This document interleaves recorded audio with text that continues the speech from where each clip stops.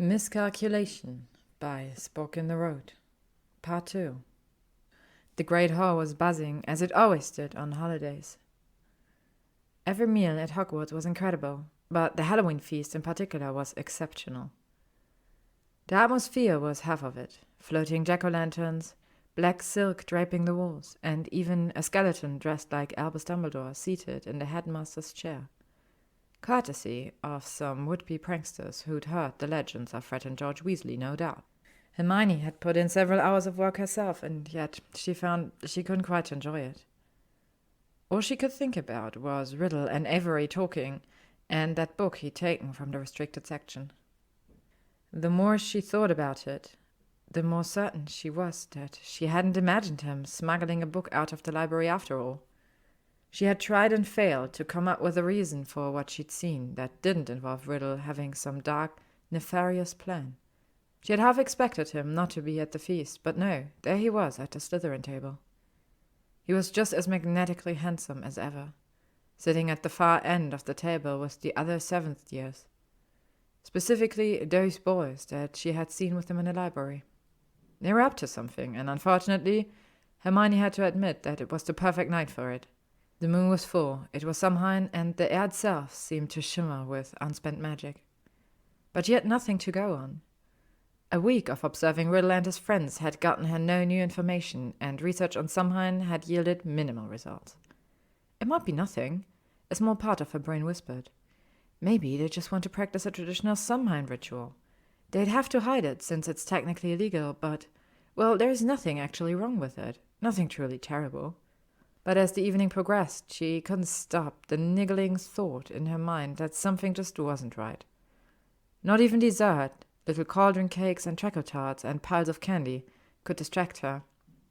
Not Ron reenacting the incident of him vomiting up slugs with the candied gummy worms for all the delighted first years. Not Ginny and Harry, who had somehow managed to make one of the floating jack-o'-lanterns talk.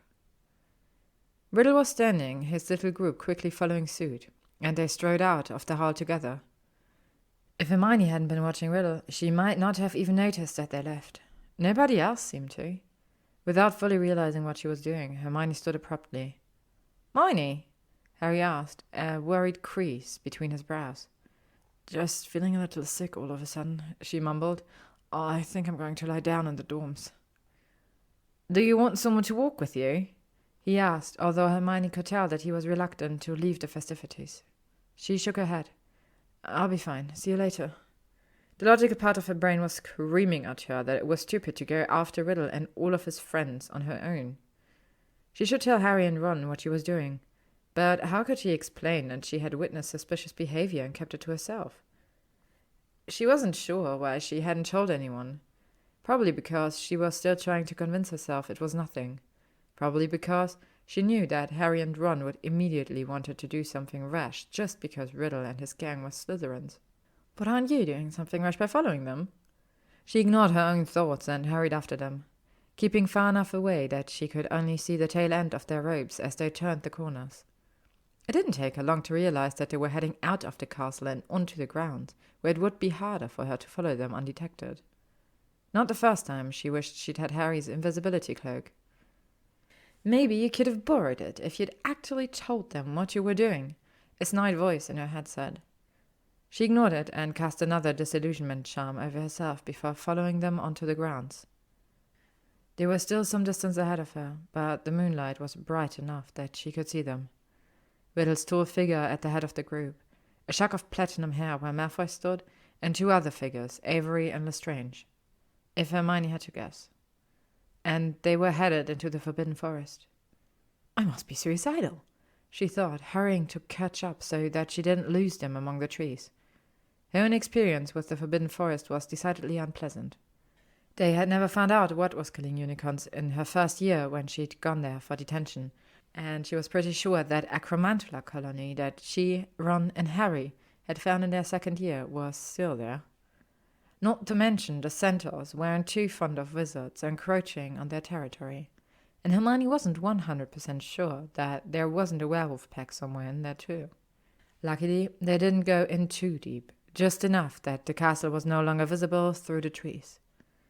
Hermione stopped, hiding behind a tree, as she watched Riddle take his place in the center of a large circle directly in front of a stone slab. He pulled a book out of his robes and placed it open in front of him. Malfoy, Avery, and Lestrange disappeared further into the forest, while Riddle sprinkled sea salt in the circle around the stone, muttering some incantation under his breath. A moment later, the other 3 boys returned, this time with a bound centaur floating behind them. Hermione clamped her hand over her mouth to prevent her gasp from being heard. So her suspicions were confirmed. This was not an ordinary Samhain ritual.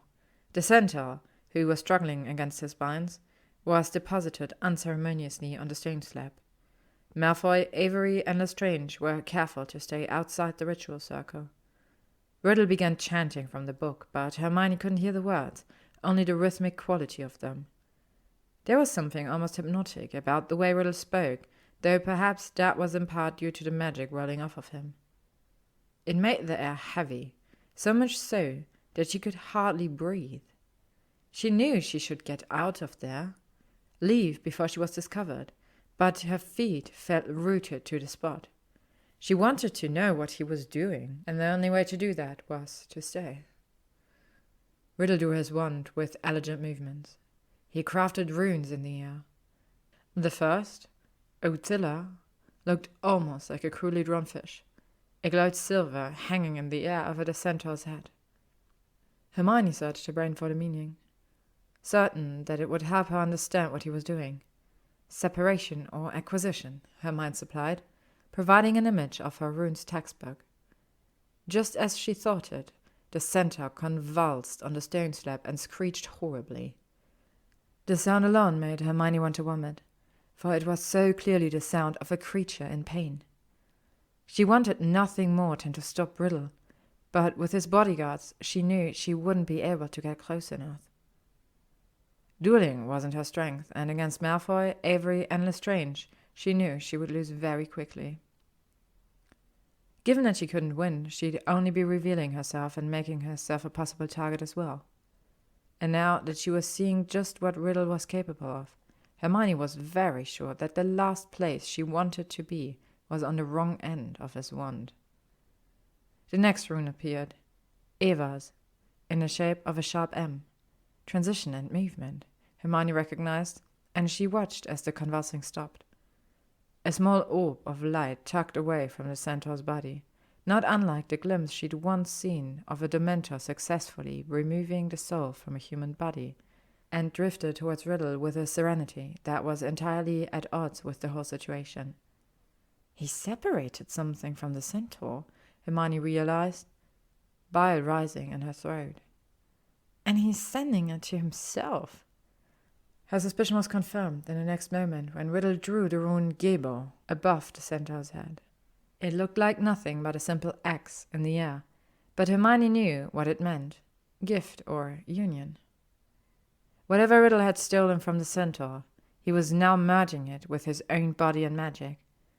The orb of light went straight through his chest, and though the force of it was enough to bring Riddle to his knees, causing a small commotion from the other 3 boys just outside the circle, Riddle never once faltered in his chanting. He hauled himself to his feet with gritted teeth, and drew the next rune, Dagas, shaped like an hourglass turned on its side. Transformation was the most common reading, and Hermione could tell enough of the ceremony by now that this was what Riddle had intended. A silver light encased the dark-haired boy for a moment before dissipating. At first Hermione thought that he must have failed because Riddle looked no different from before, but he seemed satisfied enough to continue on. One final rune was drawn above the centaur, Zovilo, the symbol of wholeness. Hermione had always thought of it as one of the purest runes, but now she watched Riddle twist it for his own evil. If her assumption about the ritual were correct, this final rune would allow for the seamless absorption of whatever Riddle had stolen. It would grant him power, the literal life force of the centaur, if the ritual was strong enough. With a flash of light and a deafening crack that rattled in Hermione's head, the ritual was over. The stone slab that the centaur was resting on had shattered. Riddle was on his knees again, but this time his friends rushed forward, offering their aid. But they had missed what Hermione had not. They had mistaken Riddle for weak in this moment. But Hermione could feel the power radiating off of him. She could feel the magic rolling off of the dark-haired boy in nearly oppressive waves. She needed to leave now. And perhaps she would have, if not for the fact that at this exact moment a horrible wail left the centaur. He was still alive somehow, though deeply pained. I could still save him, Hermione thought, though she didn't know how. Perhaps Riddle would just leave the centaur to die, and if she waited, she could untie the poor thing, heal it to the best of her abilities. She could not do any of those things, because Riddle waved off the other boys, hauled himself to his feet one more time, rolling his shoulders. He didn't look like someone who had been floored by magical ritual.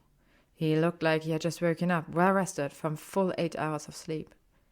And just as the centaur opened his mouth to scream again, Riddle flicked his wand lazily, and a bright jet of green light hit the poor creature squarely in the chest.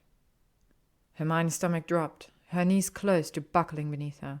Tom Riddle, the esteemed head boy, the darling of Hogwarts, the perfect gentleman, had just used an unforgivable, and not just any unforgivable, but the killing curse, non-verbally, with such casual disregard that Hermione almost didn't believe her own eyes. Because only psychopaths were that apathetic. And Tom Riddle is a psychopath, Hermione realized. And you stupid, self-righteous, careless moron, you followed him out into the Forbidden Forest alone. If she'd left during the ritual, she might have been able to make it out unnoticed, but now she'd have to wait for the boys to leave first. They'd have to walk right past her, and she prayed to Merlin that magic would be on her side tonight. That luck might take pity on her and let her escape unscathed. "You can come out now, Granger," Tom called, his voice soft and deceptively calm. "I do hope you enjoyed the show." Hermione gripped her wand. She couldn't take him in a duel. Tom was fast and he never held back. Or at least she thought he hadn't, but clearly he could cast an unforgivable, and who knew what other dark curses. All this time she thought she was seeing right through him. But still, she underestimated him. Maybe he's underestimating me too. She stepped out from her hiding place, wand raised. Malfoy, Avery, and Lestrange were all on edge. All looked ready to strike at a moment's notice. But Riddle just stood there, smug and smiling. She wanted to hex the smirk right off of his face. "Patience, Hermione." "Ah, there you are." Riddle had no right to look as pleased as he did. She would have thought he'd be angry that she'd crashed his little ritual, angry that someone had seen him at his worst. Or at least what you hope is his worst. "No need to be shy, Granger." "What did you do?" she demanded, her eyes flickering briefly to the dead centaur, but her wand never wavered from where it was aimed at Riddle. "Always so curious," the dark-haired boy mused. "But you waste time asking questions you already know the answer to." Hermione grit her teeth. "Fine. What did you take, then?" Riddle's eyes flashed, his smile widening. Even Lavender Brown wouldn't find him so charming now, Hermione thought. Riddle was enjoying this too much. The ritual, the murder, the game he was playing with Hermione. This was the most alive she'd ever seen him, and it was sickening. Clever, clever girl. He jerked his head at the other three boys, and Hermione's eyes darted to them for just long enough to see their confused expressions. "They still don't understand, you know. Avery and Lestrange are rubbish with runes, and Draco lacks ingenuity to piece it together. But you..." And the way he said that, the way he looked at her in that moment, was almost reverent. Like he was amazed by her, in awe of her. Hermione felt her skin crawl. Maybe before tonight she would have melted a little under his gaze if he had looked at her like that. But now she saw him for all that he was, a vile, disgusting, uncaring killer. Everything good and admirable in him was a carefully crafted lie. "You figured it out at a glance. I knew you would understand. It took me weeks to find the book, And another week to make sure you were there in the library when I took it. Riddle still hadn't drawn his wand on her, but he was advancing. For every one of his steps towards her, Hermione stepped back. But there was only so much farther she could go before she would inevitably be trapped. But I didn't, Hermione protested. See you take the book, that is. Riddle shrugged. You saw enough to make you suspicious. You see, for all of your precious Gryffindor morality, you do so like to stick your nose where it doesn't fucking belong. I counted on that.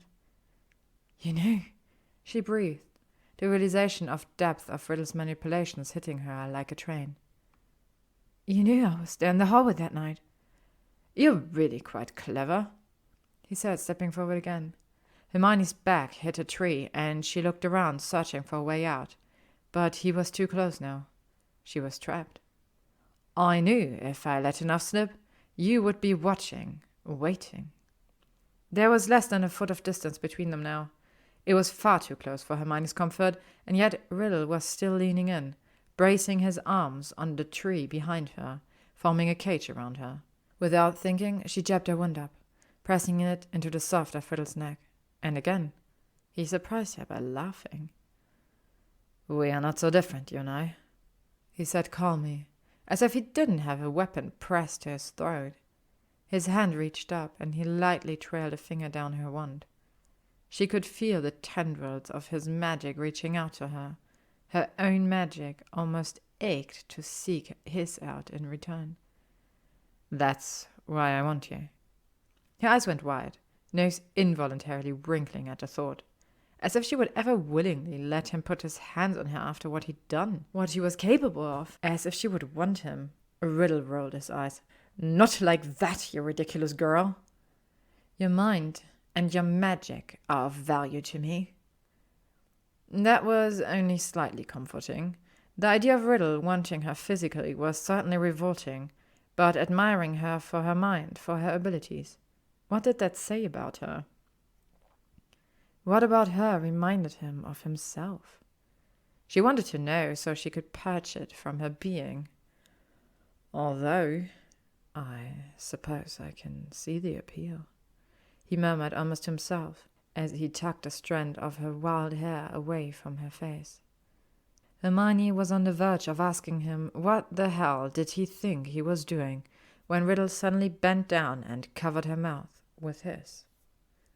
For a moment she was too confused to do anything.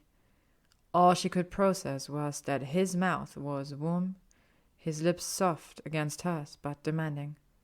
She didn't kiss him back, but that didn't seem to matter. And then, though she seemed to have forgotten her wand, she remembered with a strange clarity being 9 years old, sitting in the kitchen with her mother. They were sharing a grilled cheese, and Hermione had mentioned offhand that a boy on the playground wouldn't stop tugging her hair. Her mother had gotten very serious and said, If anyone touches you when you don't want them to, and they won't stop when you tell them to, then you hit them, Hermione, as hard as you can. I don't care if it's the boy on the playground, or if it's a girl in your class, or if it's an adult. Nobody else has a right to your body. She made a fist just like her mother had taught her and punched with as much force as she could muster, right in the gut. Riddle stumbled back, doubled over, gasping for air. The other 3 boys were quick to train their wands on Hermione, but hers was aimed at Tom. Using the sleeve of her robe, Hermione wiped the saliva from her mouth. What the fuck? She spat. She glared at him as he pulled himself upright. The look on his face was murderous, but Hermione supposed that hers was as well. What kind of idiocy would possess you to think I would want you to touch me, especially after what you've just done? I should have known your delicate sensibilities would get in the way, Riddle growled, pointing his own wand at her. He schooled his features, though his nostrils still flared in irritation. No matter. In time, you'll learn to be free of them. Like hell I will. Draco, Riddle called, ignoring her mind entirely. will require your assistance for an unbreakable vow. Hermione jerked her head between Riddle and Malfoy. If you think I'll agree to an unbreakable vow. You will, Tom said plainly. Because it's either that or I obliviate you. And I've put so much work to ensure you were here to see this. It would be such a waste. I don't give a flying fuck. Riddle's smile turned sharp. And because if I obliviate you, I can't promise I'll only take this memory from the pretty little head of yours. Hermione froze. She had no doubt that if he got into her head, he'd take whatever he wanted. He could destroy her, vanish her entire childhood, or erase key parts of herself. He could shape her into whatever he wanted, and though once she might have doubted whether or not he had the skill to do so, she knew better now. Fine, she said, but I want something in return for my silence, Riddle. His eyes shone in the darkness in the forest. Which is? That you won't harm me, nor will you have anyone harm me on your behalf. Riddle laughed again. Not bargaining for your friends too. I'm almost disappointed. You would never agree to that, she pointed out. Riddle narrowed his eyes, though not in anger. It was more like he was observing her. No, I wouldn't have, he agreed after a moment. But I'll give you what you ask. Draco stood between them as Hermione and Tom clasped their hands together and waved his wand so that the golden strand of magic tethered them together. I, Tom Marvolo Riddle, do swear to never harm Hermione Granger, nor have others harm her on my behalf, so long as she does not reveal the plans or action taken by me and the Knight of Valpurgis without my express permission. Hermione glared at him. This was not what she had agreed to when she had consented to the unbreakable vow, but she should have expected that Tom would try to get more than he was giving. She was on the verge of protesting the sudden change in wording when a voice from the back of her mind spoke. This is your chance to get on the inside. Find out what the Knights of Valpurgis are. Find out what Tom is really up to. You can find a way to work around the wording of the vow later. I, Hermione Jean Granger, do swear to never reveal the plans or actions taken by Tom Riddle and the Knights of Valpurgis without his express permission, so long as he does not attempt to harm me or have others harm me on his behalf. The magic briefly tightened around them before it dissipated into thin air. Draco looked warily between the two people in front of him. Tom grinned. Welcome to the Knights of Valpurgis, Hermione, he said. I didn't join your little group, she started to say, but Tom's eyes misted over. His smile only grew wider, and for a second, Hermione was concerned that the ritual he'd done had somehow made him even more insane. But then his eyes cleared and his grip tightened on her wrist. You asked what I took from the center? He all but whispered. Hermione couldn't help but find herself drawn in. I'll give you a hint. The ritual lets you take a creature's natural abilities. What would a centaur have that I'd want? Hermione swallowed back the panic rising in her throat. Divination. Good girl. His thumb circled her pulse on her wrist. He smiled again and released her. Maybe you're not one of mine yet, but you will be. He could be lying, she told herself. But what if he's not? With a flick of his wand, he vanished all the evidence of his ritual. We'd better get back before we're missed. Hermione followed him numbly back to the castle. With Riddle's newly acquired skill of divination, she'd never be able to catch him off guard. He would know if she was going to betray him. She'd thought she'd been so clever. She'd thought she could beat him somehow. Good night, Hermione, Riddle whispered, very close to her ear, his warm breath fanning across her cheek. Sleep well. As she watched him retreating to the Slytherin dungeons, she couldn't help feeling that she'd made a terrible, terrible mistake. The end. Thank you for listening to Miscalculation by Spook in the Road. Stay tuned for more spooky content.